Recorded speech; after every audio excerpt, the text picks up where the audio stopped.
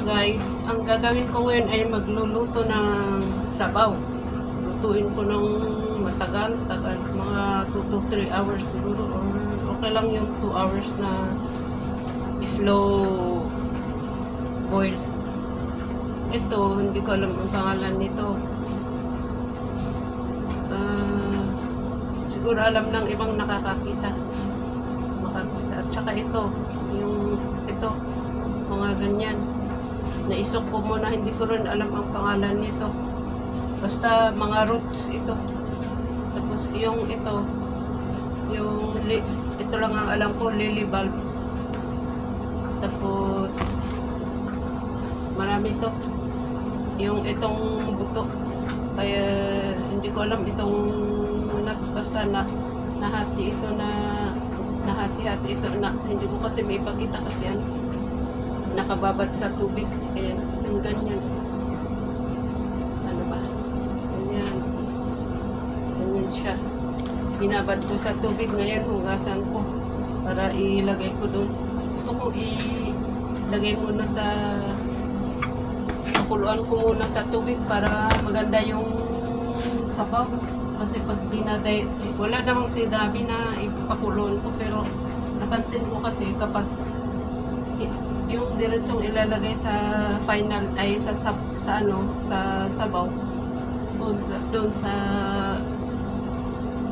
doon mismo sa paglalagyan, paglulutuan, iba yung kulay. Pero pag na-boil ko ng konti, tapos hugasan ko, maganda yung itsura ng texture ng sabaw. So itong isa, nakababad ulit ito sa tubig.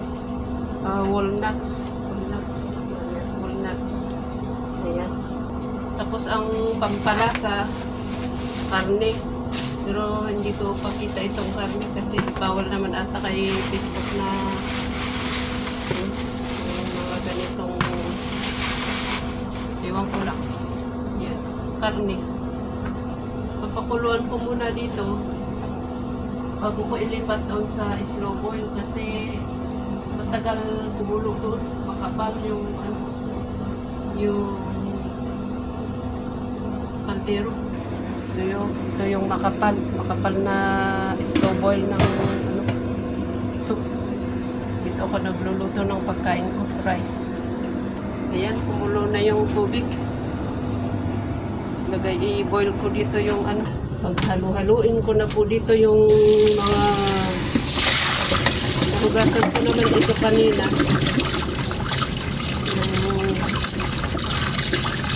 Itong mga roots,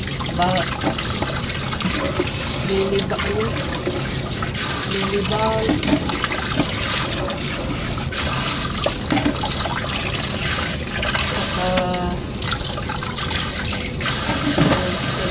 doon. Tapos, para mabilis, magamit ako ng lip trainer. Mabilis na hugasan. Ayan. Lagay lang dito. Ayaw kong ganun para kung may man doon na hindi maganda. Ayan. Lagay natin yung walnuts. Hugasan natin. Ayan.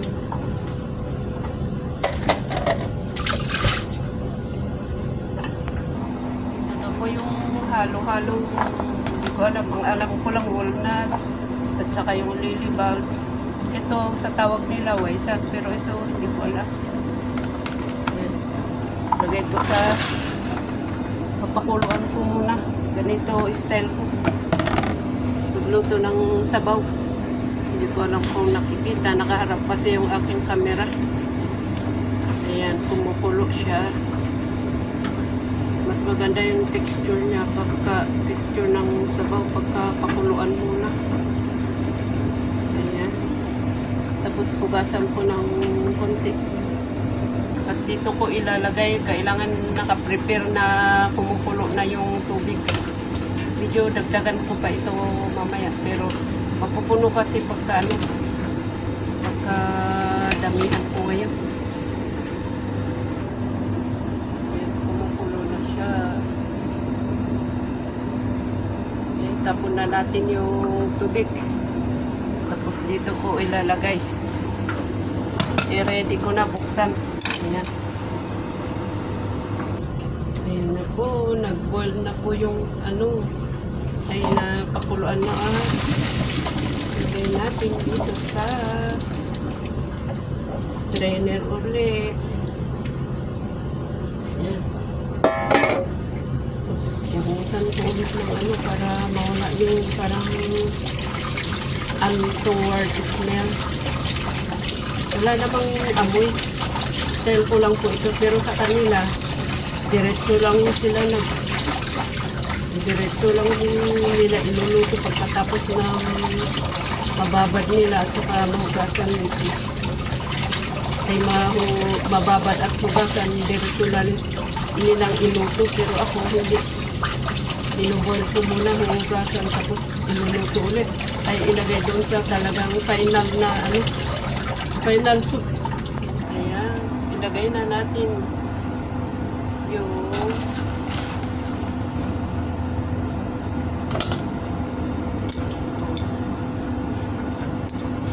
ayan natin, kumulo siya. Ako i-prepare ko yung karne na ihahalo ko dito, papakuluan ko ulit yung karne. Ayan po yung ating nilagay na mga halo-halo na ano, fruits or ewan po yung kumulo na po yung ating tubig para sa ating meat again, karne. Ganun po, malis yung tubig na konti yung tubig na nilagay ko. Ayan. Bali, hugasan ko ulit ito. Hindi kasi maganda yung may lumalabas, di ba? May lumalabas na parang hindi ko alam tawag doon. Pagka hindi mo i-blanch na ganito, hindi mo pakuluan. Ayan. Maganda yung texture ng sabaw pagka dati na i-blanch na ano, pakuluan. Kahit hindi na ito kumulo, basta dahil kumukulo naman yung tubig kanina. So, tanggalin ko na po at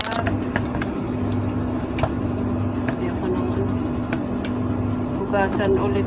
Tapos ilagay ko na dyan.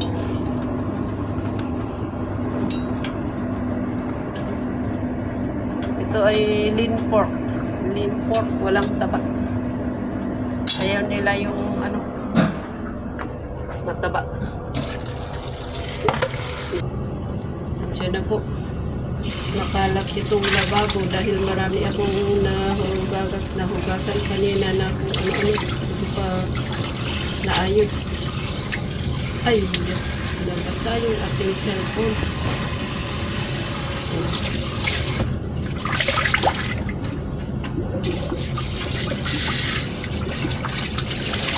Ayan.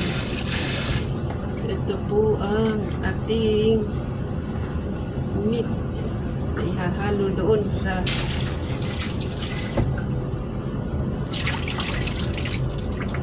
sabaw.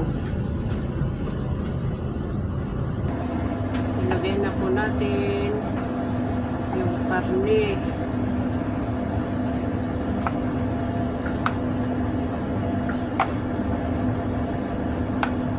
Ayokong ilagay sabay-sabay, baka ako'y matalsikan ng kumukulong tubig. Ay, ako. Basan to.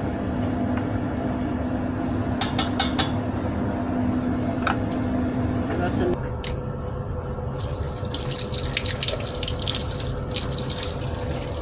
Kasi paano ko papatayin yung kayo?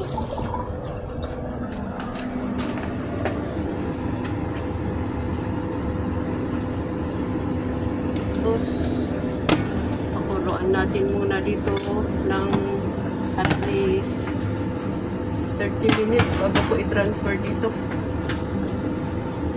Ah, hindi pala. Mamaya, basta kumulo lang ng 5 minutes. Pwede ko nung ilagay dahil maaga pa naman. Kaya okay lang na mag-slow-slow siya dito. 2 hours or mahigit. Ayan. Ngayon, ita-transfer ko na po dito para dito na lang boil ng matagal. Ayan, iganon ko muna. Support ko muna yung takip para hindi ako matalsikan na mainit na tubig. Ayan.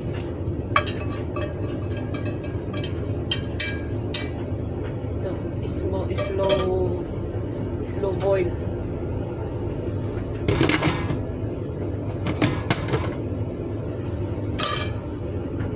Yan lang muna guys ang aking kasi may ibibideo pa ako mamaya kaya hindi ko maipakita kung paano na maluto ito. Tagal pa, 2 oras. Tsaka hindi pa naman kami kakain tapos may gagamitin ko yung cellphone ko. So, yeah. Yun lang muna guys. So, next time ulit. Maraming salamat sa inyong panonood.